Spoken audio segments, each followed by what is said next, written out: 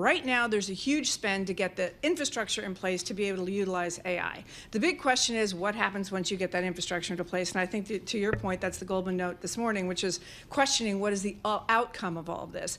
I think in a lot of cases, the use cases will be are not necessarily what we're looking at now, but there may be a pause between a huge spend on the infrastructure and how those use cases play out. I think that's where the market would be more vulnerable. Right now, you have a big spend on the infrastructure, and right now, that's where people are putting all their time and energy, looking at things like NVIDIA and the companies, the data centers that will absolutely be helped by this. Well, the discussion of AI brings us to maybe one of the biggest concerns for market watchers, which is the concentration of performance in this market and in a handful of names. SPX up almost 17%, SPY, the equal weighted, up 4%.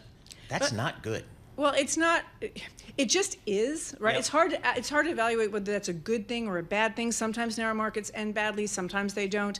I think right now what you're seeing is the enthusiasm for a certain sector, but what that's also showing you is that the balance of the market hasn't run that fast, and so how expensive that is on a PE basis makes the rest of the market not look so expensive, which is what people are worried about. Those tech juggernauts are not cheap, and they remain not cheap because that's what people are chasing, but the balance of the market is not insanely expensive. Do you see their CFOs at these tech juggernauts, as you call them, adjusting and taking use of cash if there's a stumble, if it's not as rosy as it is expected to be?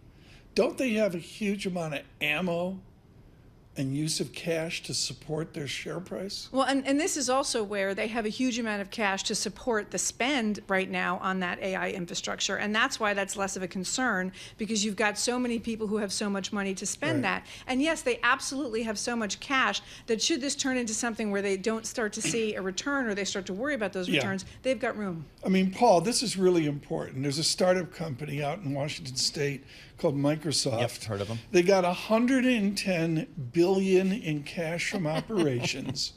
Their CapEx has more than doubled to $40 billion.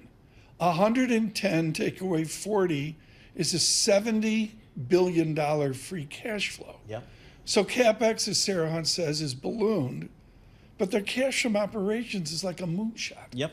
And the question is, for a lot of these big tech names, is what do they do with their cash? So, Sarah, let's say, Tom's and Lisa, they're all in the big 7 stocks. I, unfortunately, have missed that trade. Where do I go now? Do I look for other sectors? Do I try to find some value out there in the marketplace? Where do we go? Well, I think that, like I said earlier, the rest of the market is not overly expensive, and I think that to the extent that you've had some correction in NVIDIA and you see these names do correct periodically, is to keep an eye on that. But it is all about the cash and about the cash generation, as Tom just said, and that is, I think, the biggest thing. The companies that can generate cash are the ones that people gravitate to, because they understand that means that whatever happens, they have the wherewithal to continue to move through whatever's going on economically.